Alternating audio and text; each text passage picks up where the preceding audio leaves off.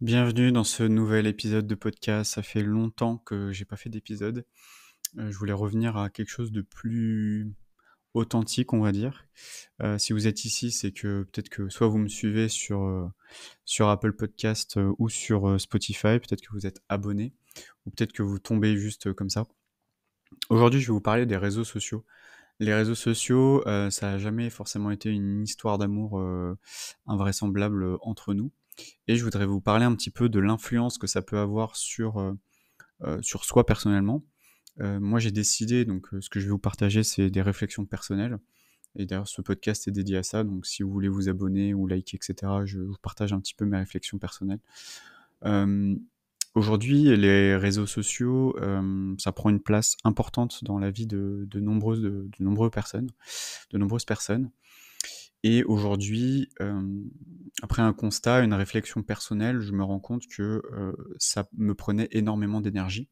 Donc si vous êtes très sensible au point de vue charge mentale, énergie, vitalité, etc., je me suis rendu compte que les réseaux sociaux avaient un impact très négatif sur ma façon de vivre ma vie.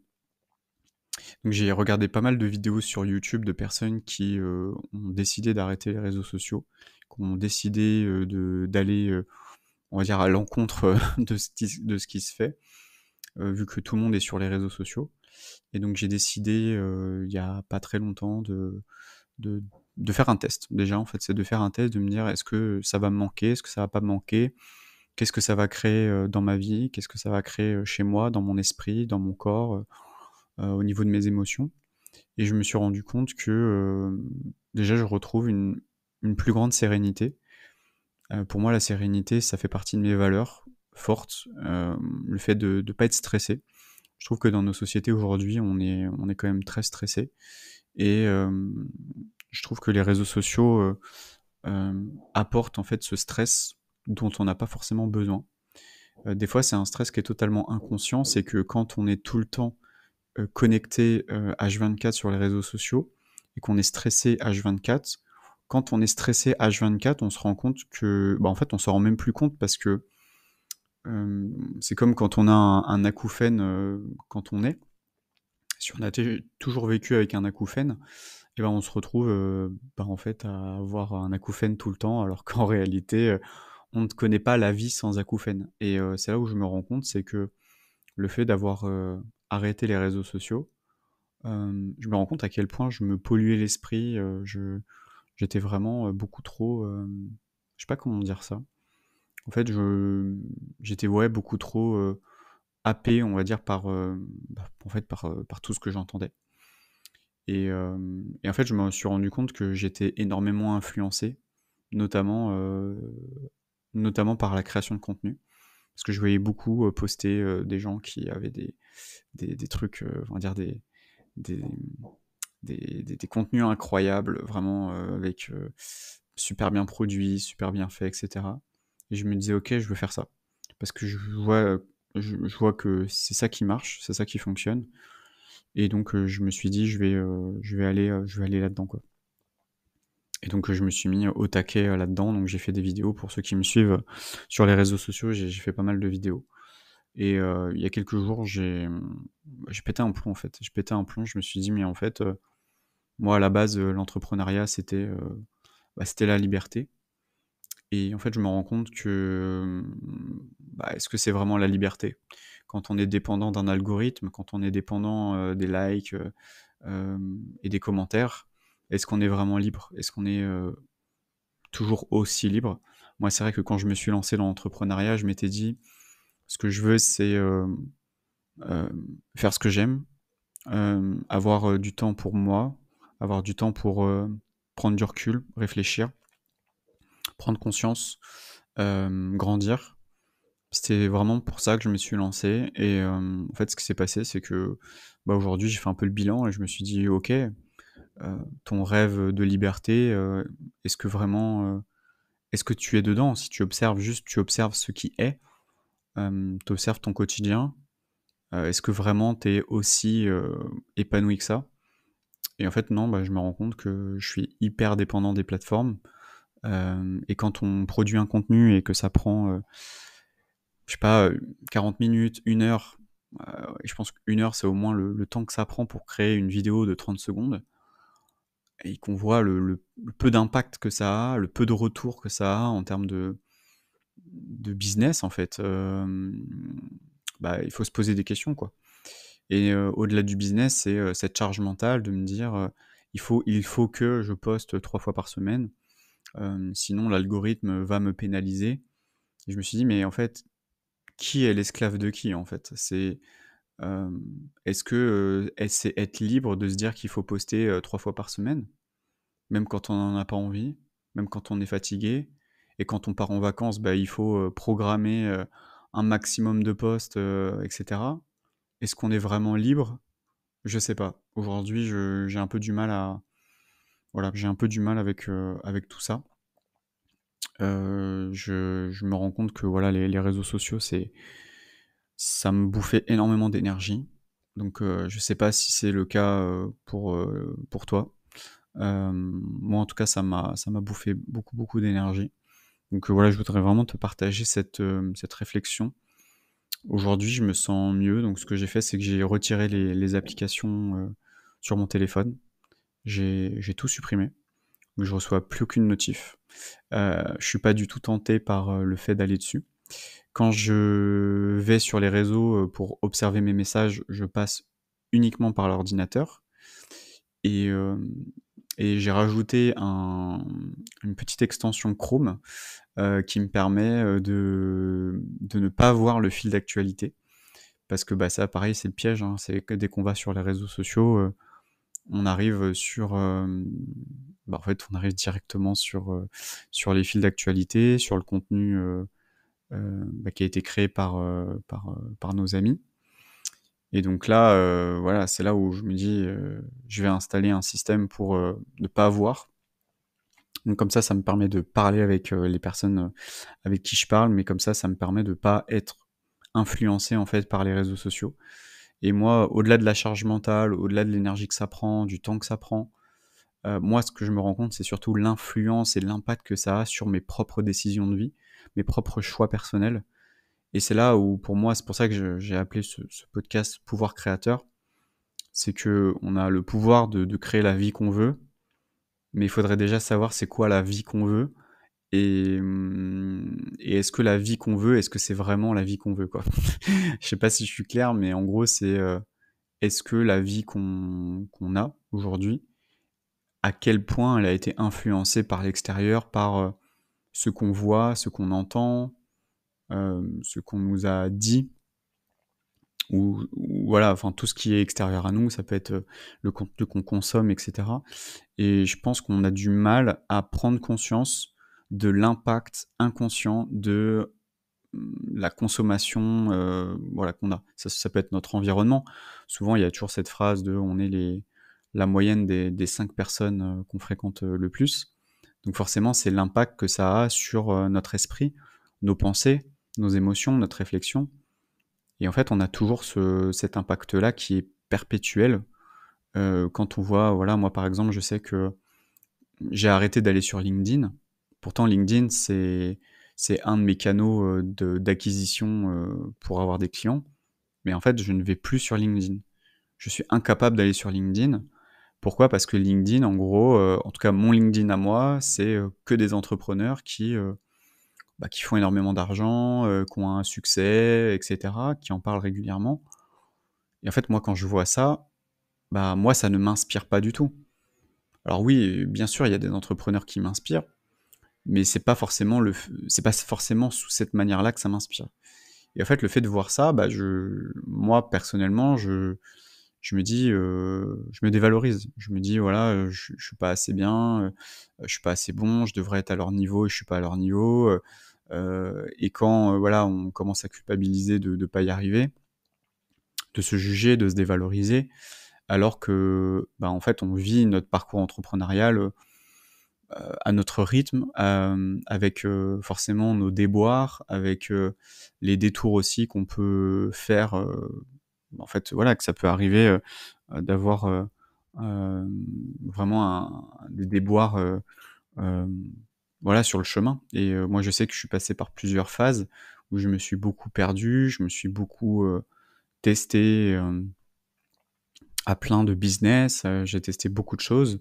Maintenant, je sais pourquoi je l'ai fait, je sais que, bah, pour moi, la valeur apprentissage, elle est très forte et donc j'ai voulu apprendre par l'expérimentation et c'est comme ça que j'ai pu, bah, apprendre énormément de choses, que ce soit en termes de tunnel de vente, que ce soit en termes de copywriting, que ce soit en termes de marketing digital, en termes de création d'offres, de business. J'ai appris énormément de choses, même si je savais que de toute façon, c'était pas du tout ça que j'allais faire. Mais, en tout cas, c'était pas le but, 1er.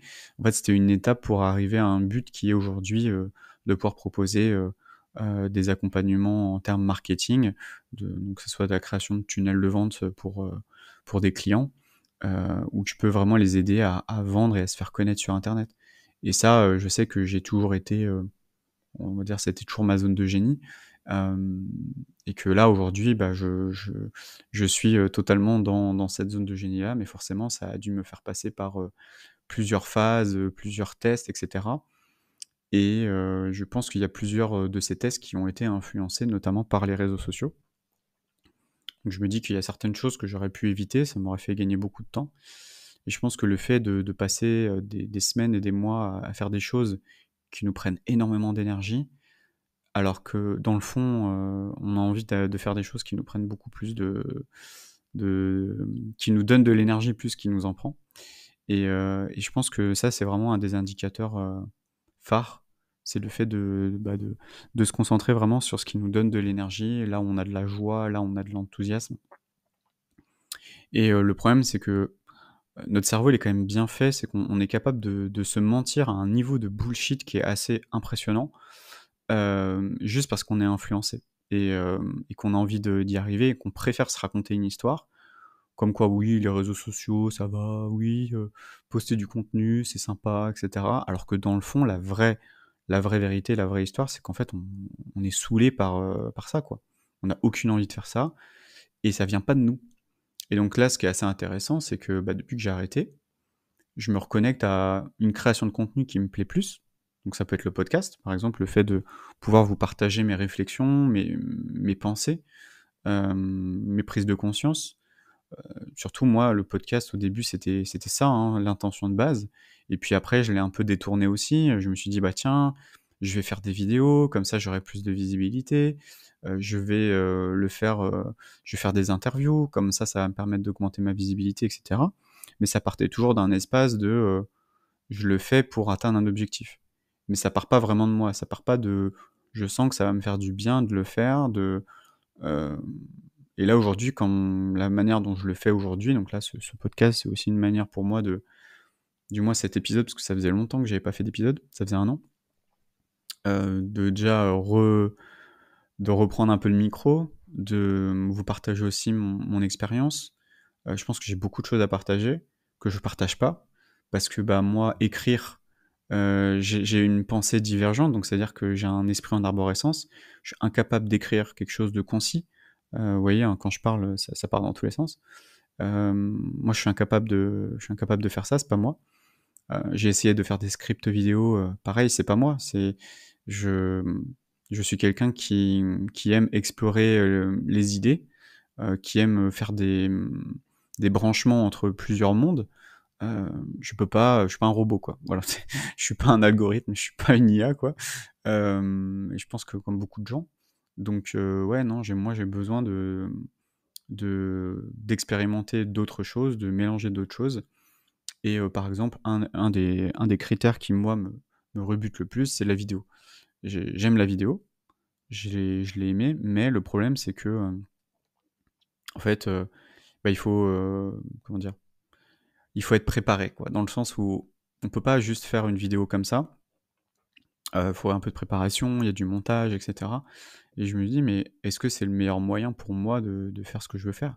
Et en fait, je suis parti du podcast en me disant, «C'est ça que je veux faire, c'est ça qui me plaît» et au final, je me dérive petit à petit vers quelque chose qui me plaît le moins et qu'au final, qui me bouffe de l'énergie. Donc de base, je pars d'une intention qui est bonne, qui part de moi, c'est: «Ouais, j'ai envie de faire ça, je sens que ça me ferait plaisir de le faire, ça me met en énergie» et au fil du temps, bah, le mental reprend le dessus: «Ouais, mais si tu faisais de la vidéo, tu aurais plus de vues, ouais, mais ce machin».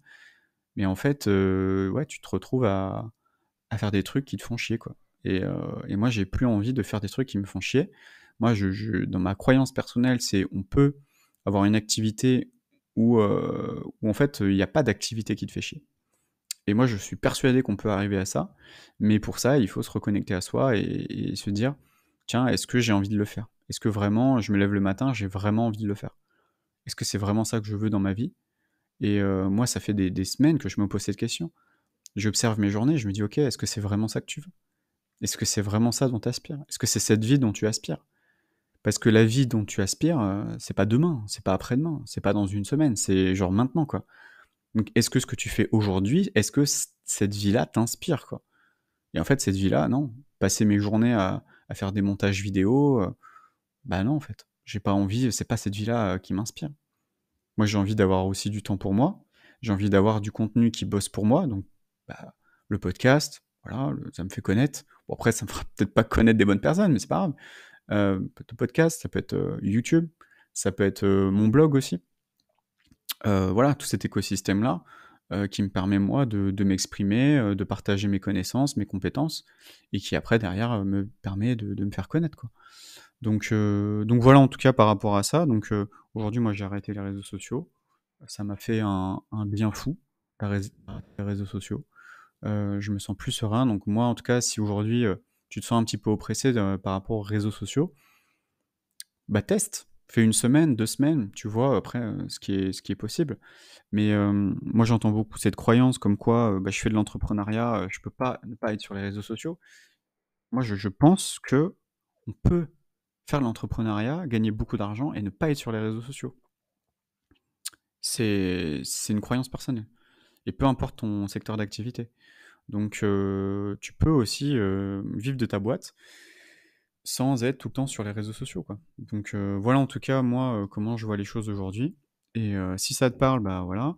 N'hésite pas à regarder dans la description, je pense que je mettrai un lien vers mon site et cetera si tu veux voir un petit peu, ce que je fais. Tu peux, voilà, me contacter, via WhatsApp, Instagram. Bon voilà, je suis toujours, sur Instagram, mais je suis pas très connecté, on va dire.